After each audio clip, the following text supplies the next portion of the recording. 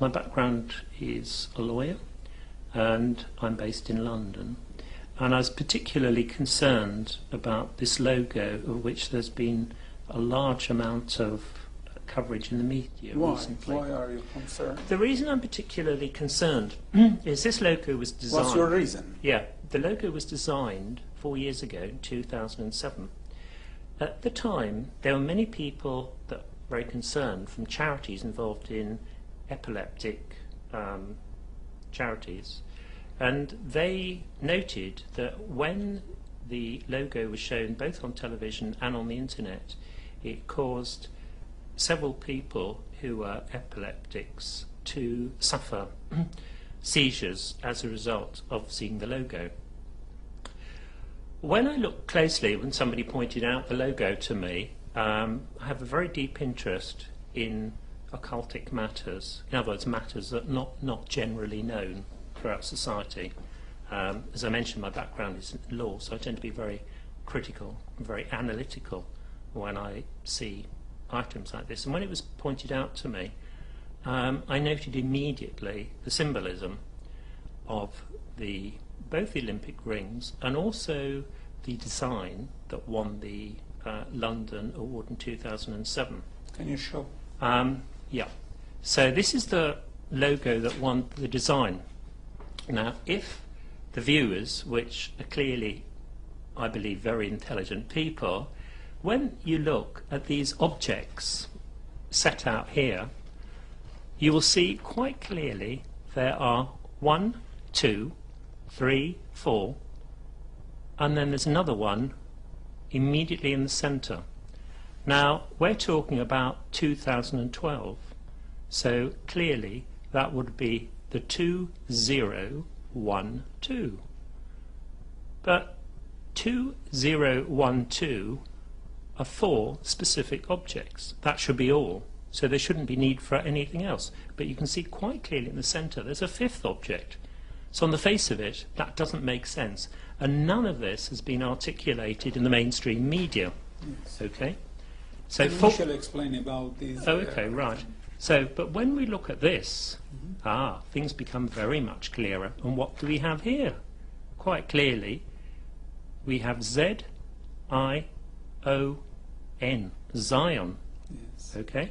Now, interestingly enough, there was a newspaper recently on the 1st of March. This is an Evening Standard, which is seen by very many millions of people in London, and it makes it clear. This is the Evening Standard, Russian publisher who's Jewish, and the heading is Iran threatens to boycott 2012 games over, quote, racist logo that spells out Zion, unquote. Now, if we look at it, it says that London Olympic chiefs today defended their logo after Iran claimed it concealed the word Zion. Well, I'm sure your audience, after looking at this, which have just shown up, is very clear. Is this a possibility, or is this definitely the only possibility? Because out of the 4 objects, the 5 objects, this clearly makes Zion. Yes. So they insisted the £400,000 logo, in other words $1 million was the cost, made up of supposedly 4 jagged figures, but we say they're 5, aren't they? Represents the year 2012, nothing else, despite claims from the Islamic State that it's racist. Iran's threatened to boycott the London Games unless the logo is changed, and in a letter to the International Olympic Committee, Iran Games chiefs said videos on YouTube showed the digits were reorganised, with the 2 becoming a Z, the 1 an I, the 0 an O, and the final 2 being read as an N. Zion is a hill in Jerusalem where the Jewish religion is said to have begun, and is taken, this is very important, as a synonym for Israel. So what we're talking about here, which it appears to the objective viewer that this is something which has actually been hijacked by an entity where we have had a transference from an innocuous 2012 to Zion.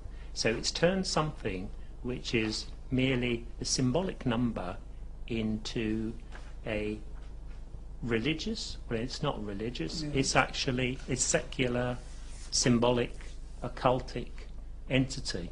Yes?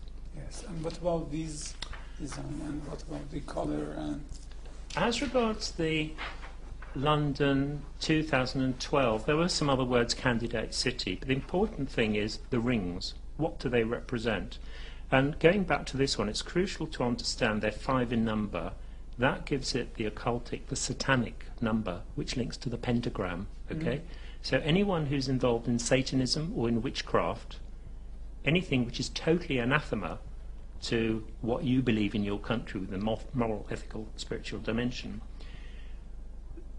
it has a pentagram.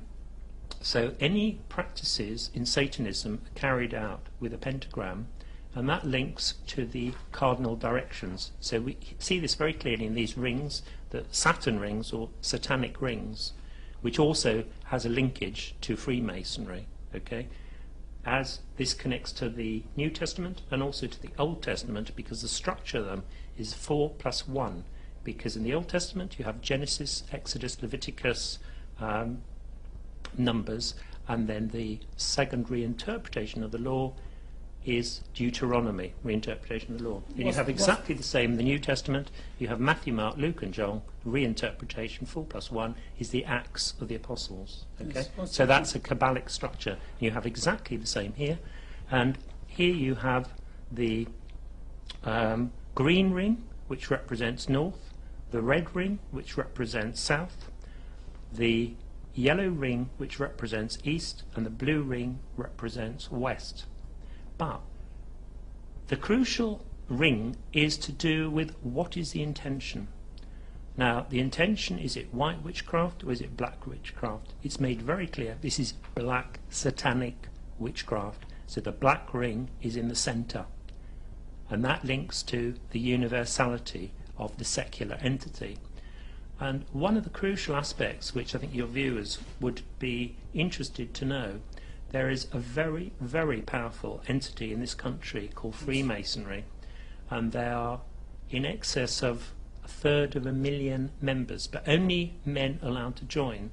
And that entity controls politics, it controls law, but crucially it controls banking and the City of London, the square mile.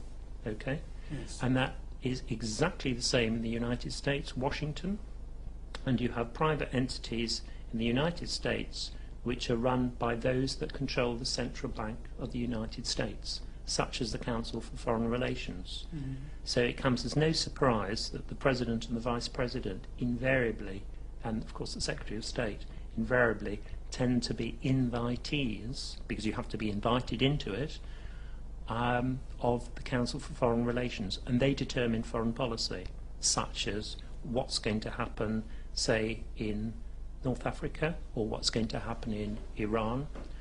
And it's crucial to be aware of involvements of the Council for Foreign Relations. Another point that needs to be borne in mind is within the logo of the what purports to be 2012, but is clearly ZION, in that specific object, which is the 0, you have the rings of Saturn, satanic rings, as it were.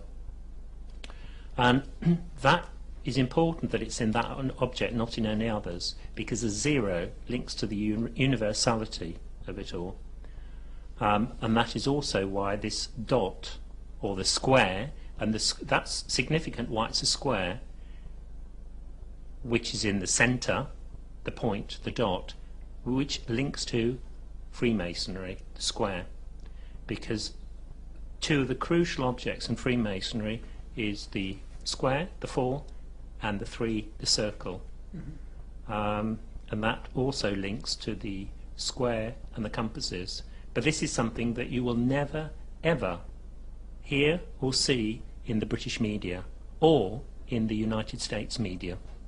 It's off limits. Well, the thing is, I mean, as I say, many people have made comments that they think it's unbelievable that anybody could be paid $1 million for coming up with something like that. And at the time, all the main newspapers